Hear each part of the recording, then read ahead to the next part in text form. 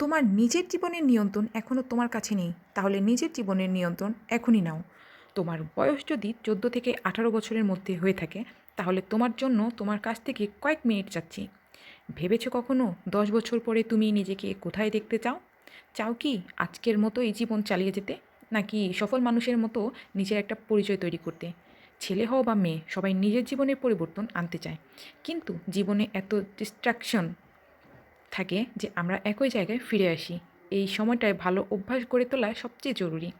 শুধু 10টার মধ্যে 4টা অভ্যাস ঠিকঠাক ধরে ফেললে তোমার জীবন অনেক বদলে যাবে।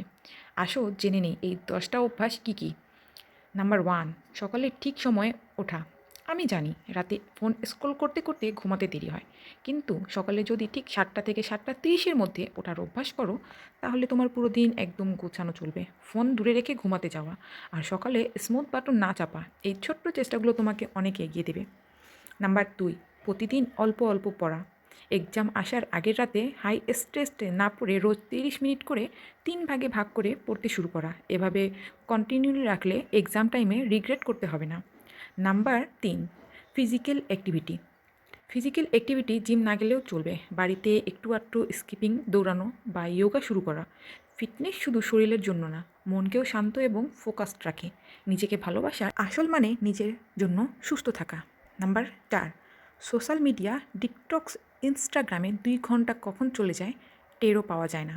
এই অপ্রয়োজনীয় স্ক্রলিং যদি এখন না কমাও, তাহলে পরের জীবনের গুরুত্বপূর্ণ সময় হারিয়ে ফেলবে। সোশ্যাল মিডিয়াকে কন্ট্রোল করো, যেন ও তোমাকে কন্ট্রোল করতে না পারে। নাম্বার 5, ঠিকঠাক ঘুম। ঠিকঠাক ঘুম আর 5 মিনিট করতে করতে যখন 2 ঘন্টা পার হয়ে যায়, তখন দিনের রিদম নষ্ট হয়ে যায়। 7 ঘন্টার ভালো ঘুম তোমার ত্বক, মন, পড়াশোনা সব কিছু উন্নত করবে। রাতের নির্দিষ্ট সময় ঠিক করে ঘুমাতে যাও আর সকালে নিয়মিত ওঠো। নাম্বার 6, ভালো খাবার খাওয়ার অভ্যাস। রোজ রোজ পিৎজা, বার্গার খেতে থাকলে শরীর ভবিষ্যতে সমস্যায় পড়বে।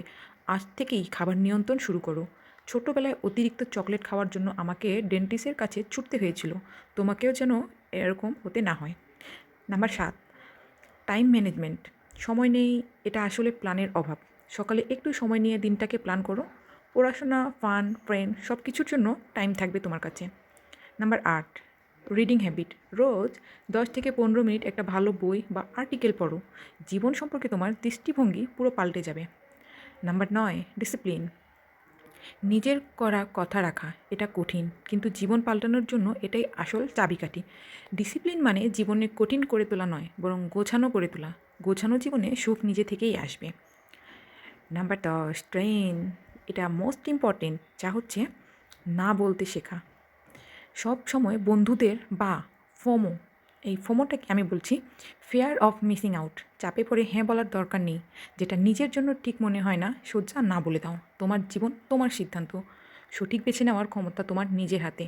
শেষ কথা, এই 10টি অভ্যাসের মধ্যে যদি অন্তত 4টি অভ্যাস ঠিকভাবে করতে পারো, তাহলে খুব তাড়াতাড়ি তুমি নিজের মধ্যে বিশাল পরিবর্তন দেখতে পাবে। তুমি এখনই বলো কোন অভ্যাসগুলো তুমি নিজের মধ্যে তৈরি করতে চাও এবং কোনগুলো এখন থেকেই শুরু করতে চাও। কমেন্টে অবশ্যই বলবে। ভালো থেকো সবাই।